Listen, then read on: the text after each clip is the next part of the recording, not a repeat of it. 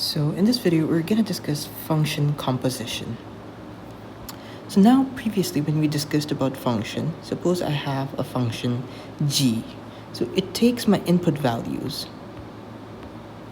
which let's say x, and then this function g, it takes my input values and it maps this to my output values, which let's say is g of x. Now, if I consider g of x to be my input values again, and I have a new function f, then it's mapping to something else, right? So what I'm doing is I'm putting in some input values here, whatever numbers they are being mapped by this function g to some output values. And these output values are again being mapped by this function f to some other values. So now, rather than going from taking x and putting it into this function g and going to g of x and then putting g of x into f, one way to do this mapping is to do it like this, f of g of x.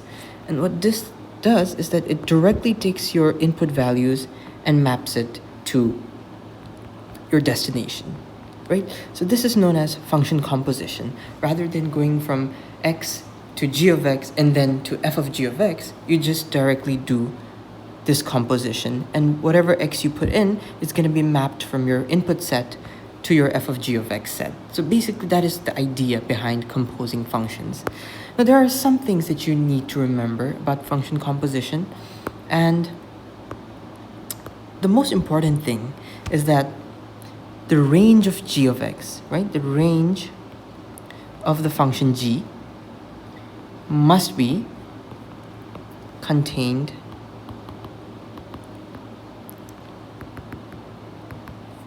within the domain of x, within the domain of f. So whatever output values g can produce, it must be contained within, because these outputs are the input values of my function x, they must be contained within the domain of f. Another thing is the notation. So I prefer to write f of g of x, but the textbook writes it as fg of x, or gf of x if you're composing g and f together, right? So that is the idea behind notation. Another thing is that f of g of x, right, is usually not equal to g of f of x, usually. So these are not equal. And I think that is almost everything. Well, let me just check very quickly. They are not equal, so f compose g of x is not equal to g compose f of x. F of g of x means, this is something that we have discussed before. And yeah, this is the important part. F of g only exists as the range of g is contained within the domain of f. So we have discussed the three very important points here. So now we can go ahead with the questions.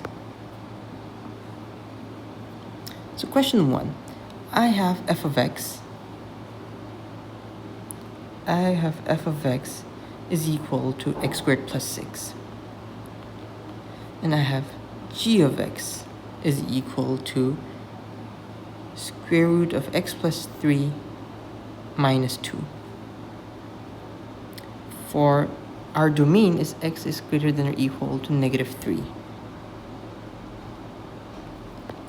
For this, x is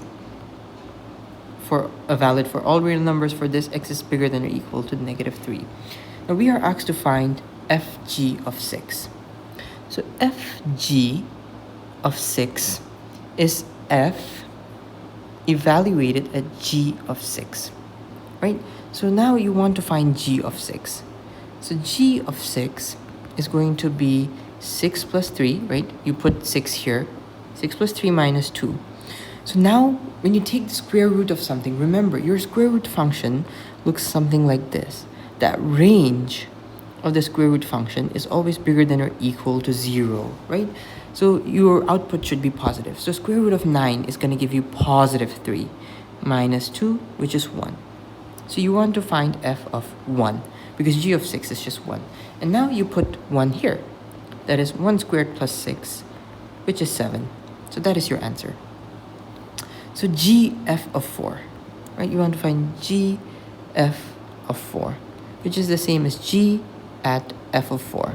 Now what is f of 4? The f of 4 is just you substitute 4 here. So that is going to be 16 plus 6, 4 squared is 16 plus 6 is just g of 22.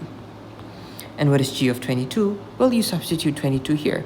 And that gives you square root of 22 plus 3 is 25 minus 2. That is 5 minus 2 is going to give you 3. And it says f of minus 3. F of minus 3. Basically means f compose f of minus 3. Find f of minus 3. F of minus 3 is you substitute minus 3 here, right? So minus 3, if you substitute it, you get 9 plus 6. So that is 15. And then you have 15 squared plus 6. So that is 225 plus 6. And that is going to give you 231. So those are your answers for question 1. So you have 7, 3, and 231. Let me find the highlighter here. All right. So your answers are 7, 3, and 231. All right. So we are done with question 1. Moving on to question 2. Express each of the followings in terms of h and or k. So we are given h is a function. So h of x maps to x plus 5 for x real numbers and x bigger than 0. And k of x maps to square root of x. Alright, so we have something, right? So x is being mapped to square root of x plus 5. But remember, what is square root of x? Well, that is just k of x. So you can write this as k of x plus 5.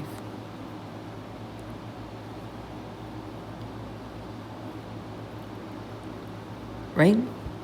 But remember, this looks very similar to this function, right? But instead of your input being x, your input is k of x. So you can actually write this as h of k of x, or basically hk of x. So that is the idea here. So square root of x is just, so this can be just represented by k as a function of x, right? Plus 5. And this is very similar in this form. So basically, instead of having your input x for the function h, you have your input as k of x. So basically, it's h compose k of x. All right. So now we have this one. So this is very similar to k, right? And instead of your input being x, it's x plus 5. So k, and then your input into this function is x plus 5. But what is x plus 5? Well, x plus 5 is just h, function h. So it's k h of x. Or you can just write k h of x, or just k compose h is also okay. And this is just h compose k. See, x plus 10. Alright. So I can write this as x plus 5 plus 5. What is x plus 5? Well, x plus 5 is just h of x plus 5, right? And this is similar to h of x, right? Why? Because this expression is quite similar to having your function h of x, but instead of your input being x, your input is h of x. So you have h of x plus 5, so that is h of x, or just h. So that is okay. So that is how you do question 2. So we are expressing the given expressions in terms of h and or k. All right, so we're done with 1 and 2. So let's move on to question 3. Question 3 says we have f of x is ax plus b for x real numbers. So given these two things, we need to find the value of a and b. So f of 5 is going to be 5a plus b, right? You just substitute 5 here. And that is equal to 3. And f of 3 is just 3a plus b, and that is equal to minus 3. If I subtract these two equations, right? 5a minus 3a is 2a, b minus b is 0, 3 minus of minus 3 is 6. So a is going to be 3. And I can just substitute this into one of the equations. So let me just substitute into the first equation. So 5 times 3 is 15, plus b is 3, so b is minus 12. So those are going to be your solutions, right? And I need to solve the equation. So I know f of x.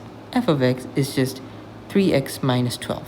ax plus b is now 3x minus 12, and I need to solve the equation f of x is equal to 4. So f of x is going to be 3, and instead of x, I put in f of x. So 3 times 3x minus 12 minus 12. So wherever your x is, you want to substitute in f of x. So f of x is 3x minus 12. So instead of x, I substituted in 3x minus 12. So I need to solve this is equal to 4. So I have 9x minus 36 minus 12 is equal to 4. So 9x minus 48 is equal to 4. 9x is equal to 52. And x is equal to 52 over 9, which is equal to 9 5s of 45, I believe. And then you have 7 over 9. So that is your solution.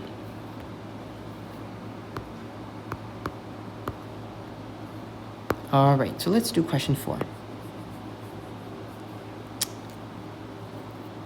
So question 4 says you have x being mapped to 2x plus 3, and you have g of x that is mapping x to 12 divided by 1 minus x. So it says find gf of x. Well, if I had one, I wouldn't be making math videos, but that's another issue here. So g of f of x is basically, you take your function g of x, right? So that is 12 over 1 minus, and instead of substituting x inside, you want to substitute f of x, which is 2x minus 3, 2x plus 3. And that is going to be your expression for g f of x. So 12 divided by, I have 1 minus 2x minus 3, and 1 minus 3 gives me minus 2, right? And that can be written as negative. You take out the negative sign, you have 2x plus 2. So that is going to be your expression, and you can actually factor out a 2, and you're going to get x plus 1. So I factored out a 2, so you can actually divide everything by 2, and you get minus 6 divided by x plus 1. So that is going to be your gf of x. And solve the equation gf of x is equal to 2. So you would just want to solve this for 2. So that means 6 divided by x plus 1 is going to be negative 2. If I multiply by negative 1 on both sides, I have 6 is equal to minus 2x minus 2. If I multiply by x plus 1 on both sides, right? So these are going to cancel out. And now I have 8 is equal to minus 2x, and x is equal to negative 4. So if I add 2 on both sides, these cancel out. So I have 8 is minus 2x, and x is minus 4. So that is the solution for question 4. All right. Moving on to question 5. So we are given g of x is x squared minus 2. For real numbers, and h of x is 2x plus 5. Also defined for all real numbers. So we need to find g of h of x. So g of h of x, or gh of x, basically means you take your function g, and wherever your x is, you substitute in. So I have x in the beginning, right? X squared. So instead of x, I'm substituting in h of x. So h of x is 2x plus 5 squared minus 2. So this was x squared minus 2, but instead of x, I have to substitute in h of x. So now if you square this, you get 4x squared plus 20x plus 25 minus 2. So that is going to give you 4x squared plus 20x plus 23. So you can leave it at this, but you can also expand it out. All right. So it says solve the equation gh of x is equal to 14. So you can solve this equation equal to 14. So this is easier to work with actually. So I can solve 2x plus 5 square minus 2 is equal to 14, right? So I can add 2 on both sides. I have 2x plus 5 squared is equal to 16. So 2x plus 5 can be plus 4, or 2x plus 5 can be minus 4. Why? Because if I have plus 4 here and I square it, I get 16. If I have minus 4 here, if I square it, I still get 16. So 2x is equal to 4 minus 5. That is negative 1. And x is equal to negative half, right? Or Otherwise, I have, if I subtract 5 on both sides, I have -9, and therefore x is equal to -9 by 2. So these are your two solutions. Alright, so we are done with question 5. Moving on to question 6. We have f of x is x squared plus 1, and g of x is 3 over x minus 2, and x not equal to 2, I believe. Alright, so we need to solve the equation f of g of x is equal to 5. So f of g of x equal to 5. So I take this function, f, right? And instead of x, I substitute in g of x. So I will have 3 over x minus 2 squared plus 1 is equal to 5, right? So 3 over x minus 2 squared, if I subtract 1 on both sides, I get 4. So now, what number squared gives me 4? Well, if 3 over x minus 2 is equal to 2, 2 squared is going to give me 4. If 3 over x minus 2 is equal to -2, that squared is also going to give me 4. Now I can solve these two equations. If I multiply by x minus 2 on both sides, I get this expression. So solving this, I get this. So 7 is equal to 2x, x is equal to 3.5, right? 7 by 2. So that is one solution. And you can also write it as 3, 1 by 2, whichever you feel is easier. Or another solution is, I have this expression. So minus 2x plus 4, and then minus 1 is equal to minus 2x, so x is equal to 1 over 2. So that is your solution for question 6. Alright, moving on to question 7. We have g of x is equal to 2 over x plus 1. We have h of x is equal to x plus 2 squared minus 5. And we are asked to solve the equation 8g of x is equal to 11. 8g of x is equal to 11. So I take the function h, and instead of x, I substitute in this value.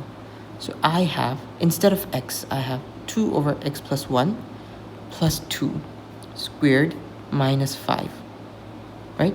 Instead of instead of x into the function of h, I substitute out in g of x. And I need to solve this for 11. Now if I add 5 on both sides, I get this expression. So therefore, 2 over x plus 1 plus 2. So this can be positive 4, because positive 4 squared is going to give me 16. Or this can be negative 4, because negative 4 squared also gives me 16. And now I can solve this. So 2 over x plus 1, if I subtract 2 on both sides, I get 2. 2 is 2, and I multiply by x plus 1 on both sides, I get 2, 2x plus 2, x is equal to 0. If you solve this equation, you're going to get x is equal to 0, right? And if you solve this equation, if I subtract 2, I get -6. I have 2 is equal to minus 6 times x plus 1. 2 is minus 6x minus 6. So if I add 6 on both sides, I get 8 is equal to minus 6x, and therefore x is equal to minus 8 over 6. That is minus 4 over 3. And we are done.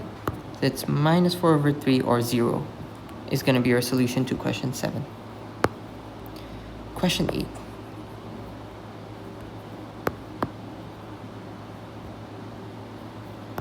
So f of x is being mapped to x plus 1 by 2.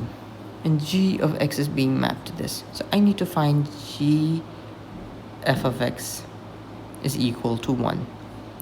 So I take my function g, and wherever I have x, I need to substitute in f. So instead of 2x, I have 2x plus 1 divided by 2 plus 3, right? The numerator. And in the denominator, I have x plus 1 divided by 2. Instead of x, I substitute in f of x minus 1 is equal to 1. Now I can simplify this. 2 and 2 cancels out. So I have x plus 1 plus 3.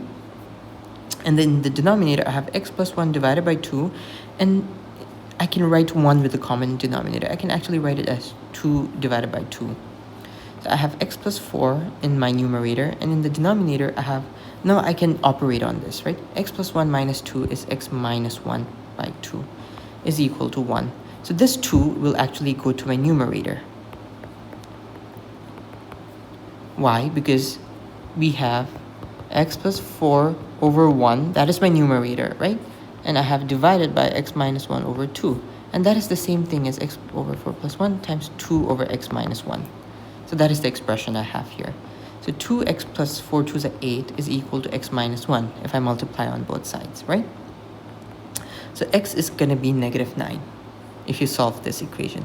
So what I do, I subtract x on both sides. So these cancel out and I get x here, and then I subtract 8 on both sides. So these cancel out and I get minus 9 here.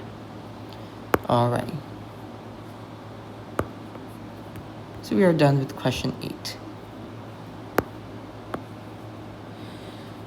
Question 9. Find an expression for f of x, giving your answer as a single fraction in its simplest form. All right. So f of x basically means I take my function f of x, and wherever I have x, I substitute in f of x. So first, I have x. So I substitute in f of x plus 1, right? Plus 1 divided by 2. Instead of x, I substitute in f of x plus 5. And now it's just a question of simplification. Instead of writing as plus 1, I can write it as 2x plus 5 divided by 2x plus 5, right? Using a common denominator. 2x plus 5 divided by 2x plus 5 is just 1. So we don't change anything here. And now I can simplify the denominator as 2x plus 2. I multiply 2 in the numerator. I have 2x plus 5 plus 5 2x plus 5 divided by 2x plus 5, right? 2x plus 5, 2x plus 5 is going to cancel out. So I still have plus 5. And now this I can simplify. So I can write as x plus 1 plus 2x plus 5 divided by 2x plus 5. And if you simplify the denominator, so let's simplify the denominator first.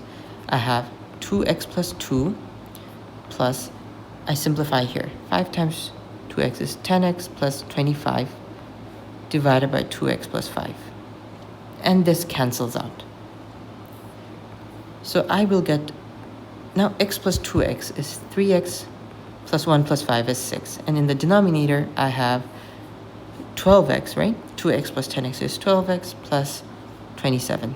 And I can factor out a 3 here. So x plus 2, 4x plus 9. So these 3's will cancel out. So finally, my final expression is going to be x plus 2 divided by 4x plus 9. So this just requires you to do a lot of algebra. We are done.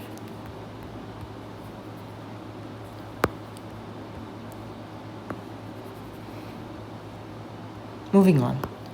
Question 10 says, express each of the following as a composite function using only f and or g. All right. So, well, if you think about it, x plus 1 is just g of x, right? So this just tells me that g of x is equal to x plus 1, f of x is equal to x squared. So g of x is being squared. But remember, g of x being squared is just having your function f of x, but instead of x, you have g of x as your input. So this is f g of x. Or you can just write it as fg. All right, so we're done with A.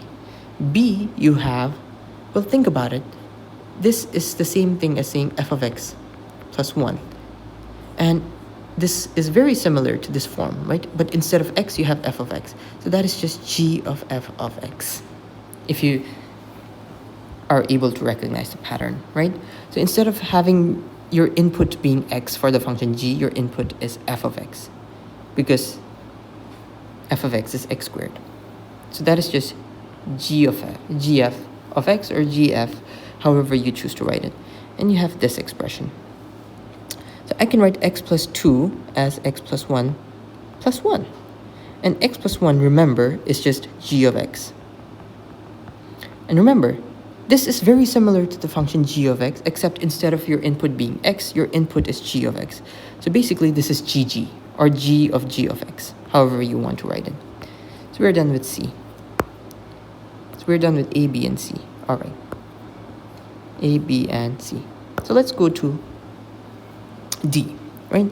This is x squared squared. So we want to check these forms and write the expressions that we have in that form. X squared squared. What is x squared? Well, x squared is just f of x squared, right? And this is very similar to the function f, except instead of my input being x, it's f of x. So basically, that is just ff. All right. So now this one, I can complete the square. I can write it as x plus 1 squared plus 1. Well, remember, this x plus 1 is just g of x squared plus 1. And remember, well, g of x squared, this is just f of g of x plus 1, right? Because this is very similar to saying x squared, but instead of your input being x, your input is g of x. And remember, this is very similar to your function of g, because g of x is x plus 1. So instead of your input being x, your input is this. So it's g f g of x. Or you can also write it as g of f of g of x, which is just g f g of x, or you can just write it as g f g composition. So we're done with E. And now we have f. So now you can complete the square again. So I can write this as x squared plus 1 squared, right? And if you expand this, you're going to get x to the power 4 plus 2x squared plus 1. Remember, x squared is just f of x plus 1 squared. F of x plus 1 is just g of f of x squared. And remember, this is just g of f of x squared is just your function f, but your input is g of f of x. So f of g of f of x is what you have. And you can just write this as FGF. And that is going to be your final solution. All right, so we are done.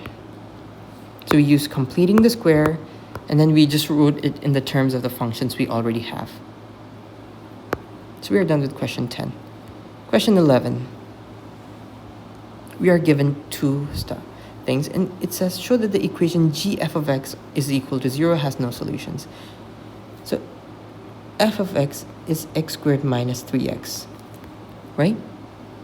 And g of x is equal to 2x plus 5. And we want to show that g of f of x is equal to 0 has no solution. So g of f of x is going to be basically the function g, but instead of your input being x, your input is f of x. So x squared minus 3x plus 5. And we need to look at this equation equal to 0. So let's just expand this out. We have 2x squared minus 6x plus 5. This is a quadratic equation, so we can use the discriminant, b squared minus 4ac. So b squared is going to be minus 6 squared minus 4, a is 2, c is 5. So that is 36 minus 4 2s are 8, 8 5s are 40. And that is going to give you negative 14. And negative 14 is less than 0. So that means by using this discriminant idea, so you can't take the square root of a negative number, right? And in the quadratic formula, you have b squared minus 4ac under the square root sign. So this implies that you have no real roots, as the discriminant, which is b squared minus 4ac, is less than 0. That is how you can show no real solutions. You use the discriminant. All right. Question 12. We have f of x is k minus 2x. And g of x is 2 over x.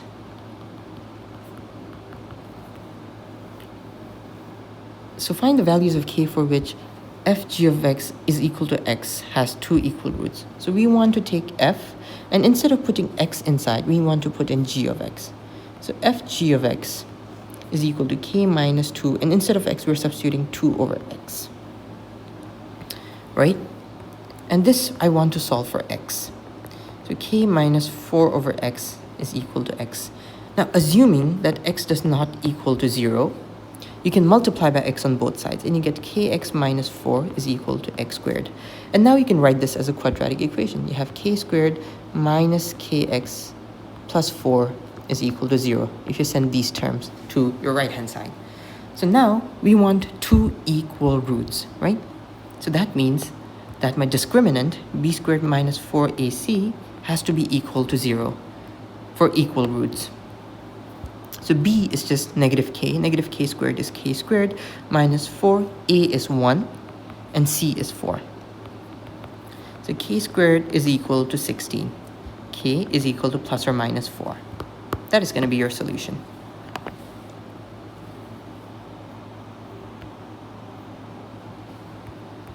So we're done with 12. Moving on to question 13. F of x is equal to x squared minus 3x.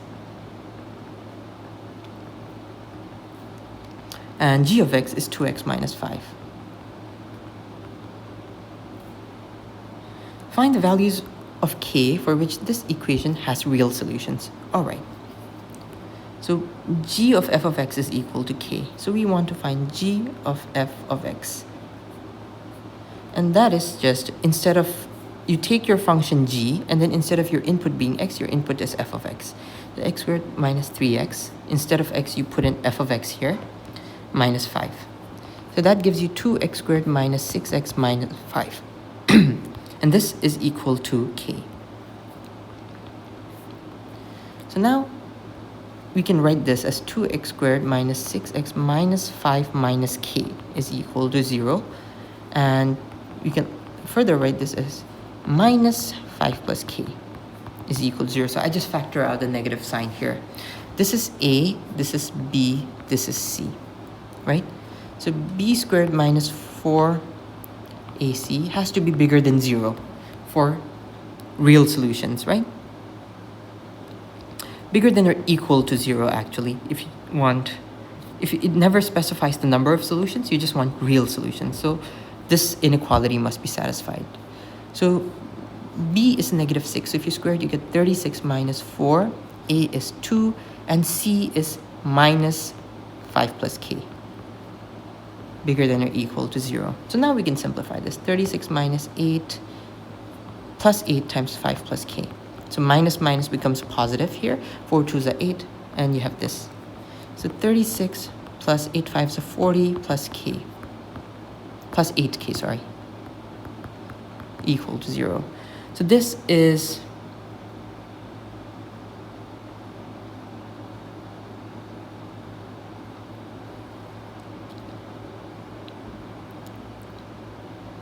this gives you, I believe, 76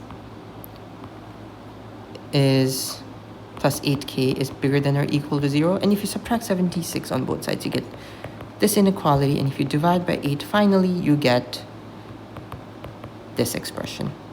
So now you can simplify this further, because 76, I believe, is just 38.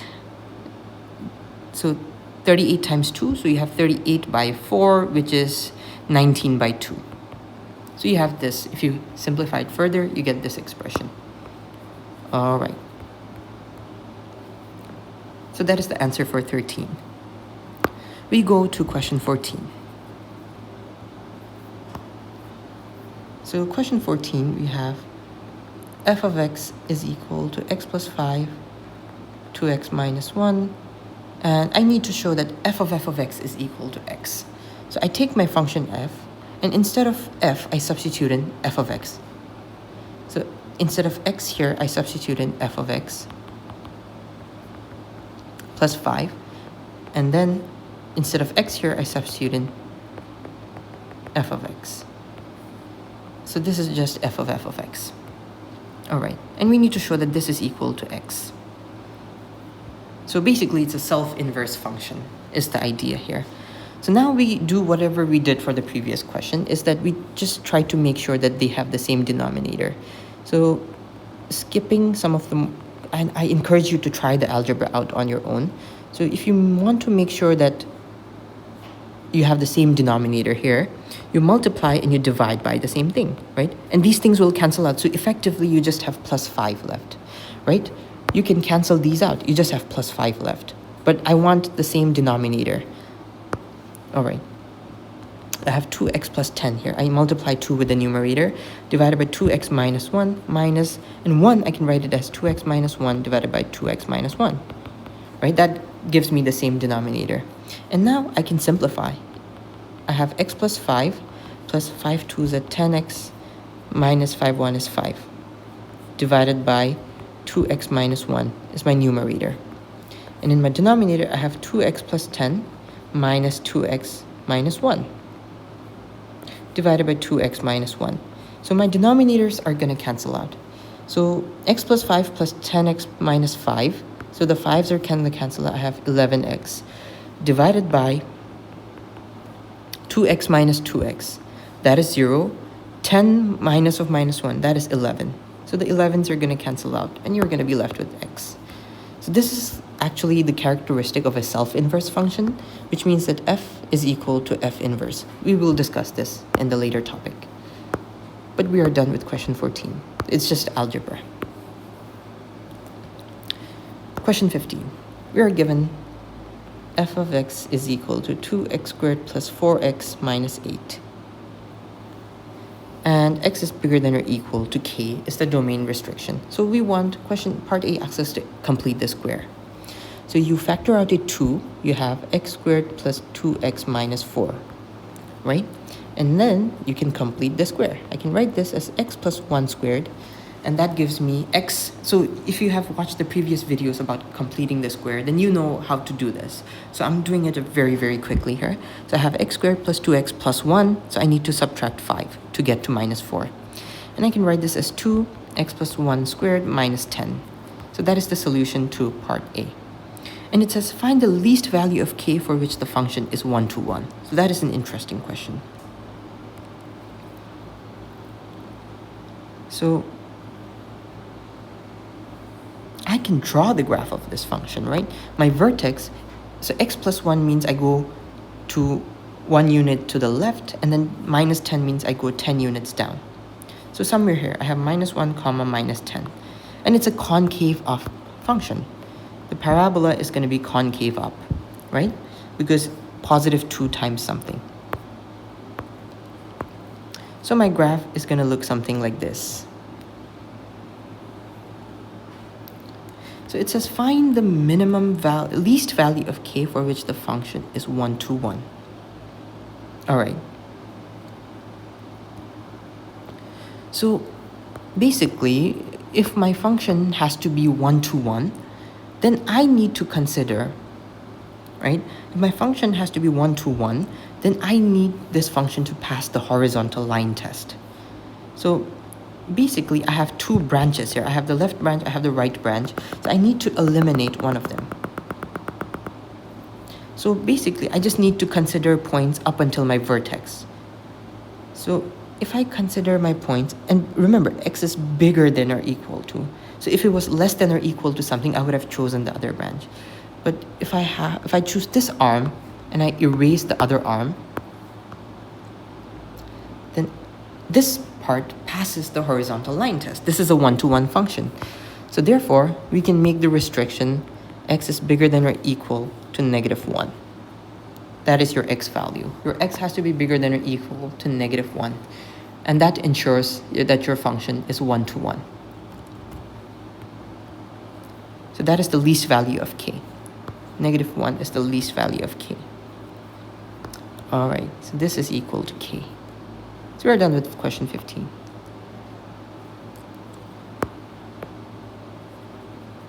So next we have question 16. And apparently we also have 17 and 18. No, we don't. Oh, yeah, we should have. Okay, so...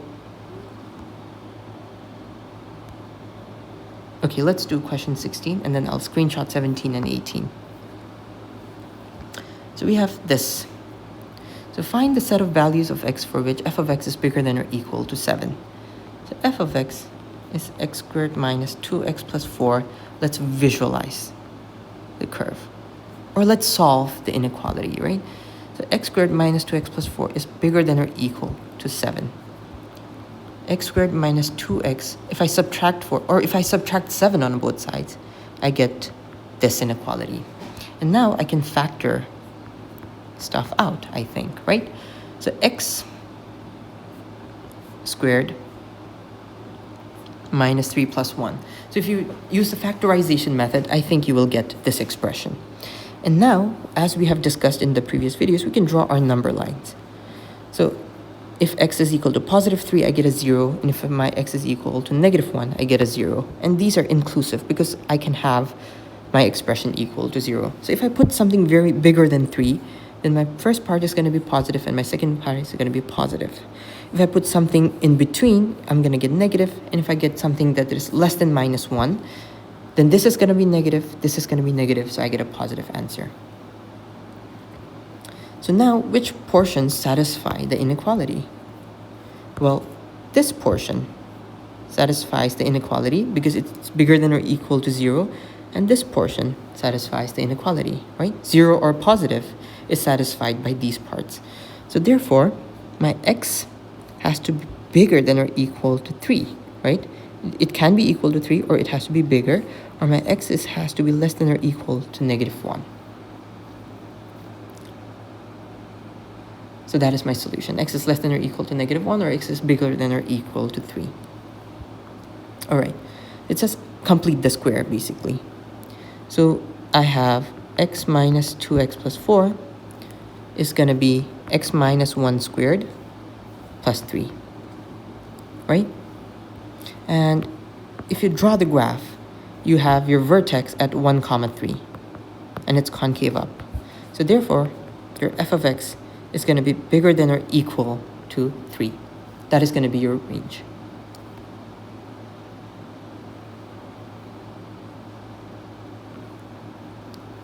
So I don't know why the textbook says bigger than 3. It can be equal to 3, I think.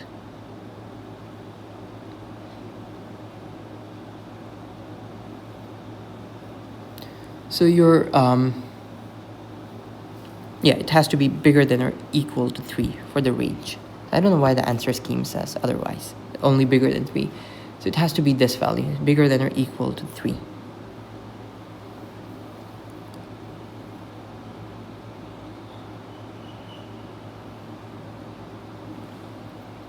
All right. And if you put x1 here, you will actually see that you get 3, right? 1 minus 2 is minus 1 plus 4 is positive 3. And 1 is a real number, so your range has to include 3 as well. So that is question 16. So your solution for A was this. That is the solution for C. This is the solution for B. All right, so we have 2 more questions that I did not screenshot, unfortunately. Let me just go quickly and we're going to solve them. All right.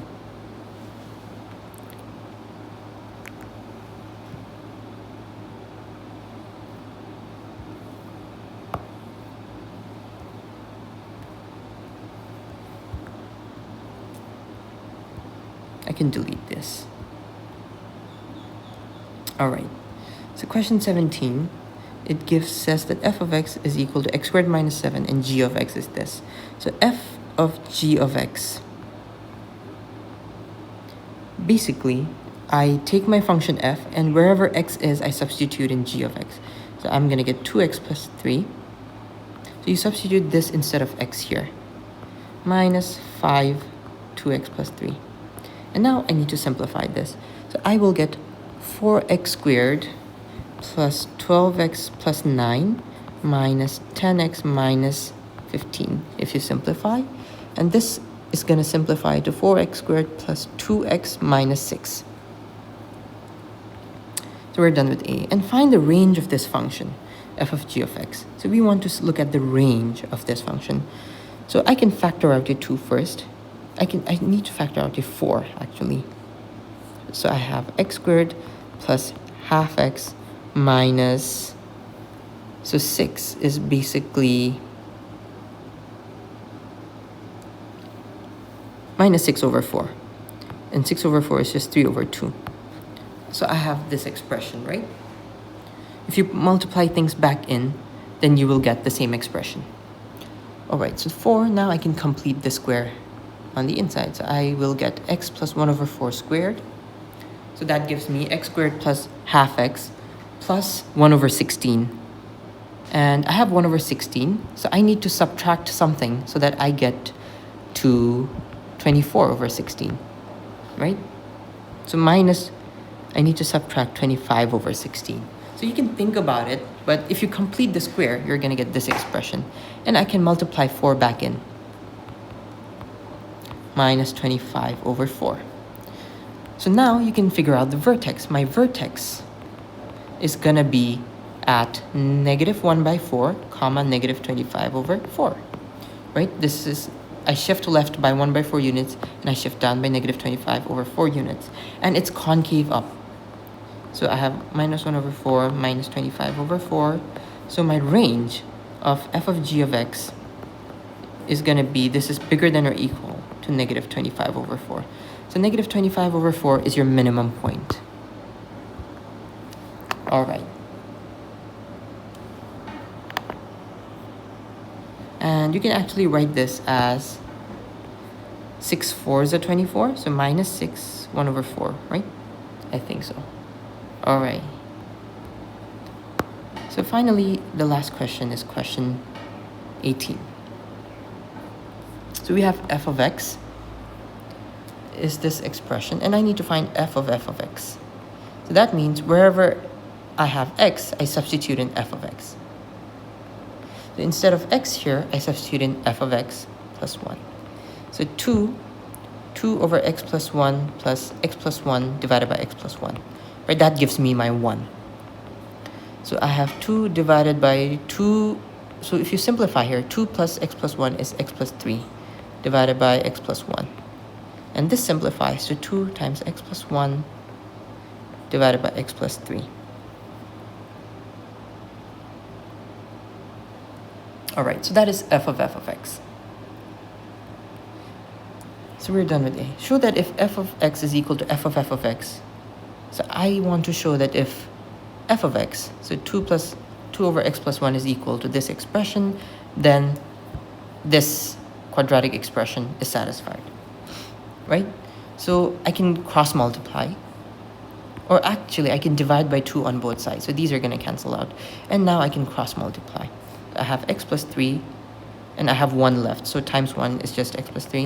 And then I have x plus 1 squared, right? If I multiply by x plus 1 on the other side. So x plus 3 is equal to x squared plus 2x plus 1. And if you simplify, you get, if you subtract x on both sides, I get x squared plus x. If I subtract 3 on both sides, I get minus 2 is equal to 0. So we have shown this expression. And basically it says, part C says, find the values of x for which. So we already found the equation, right? This condition must be satisfied. So we just want to solve for x here. And to do so, I can factorize this as x plus 2, x minus 1. So therefore, x is minus 2 or x is equal to 1. So that is your solution. And we are done with composition of functions. I hope this helps.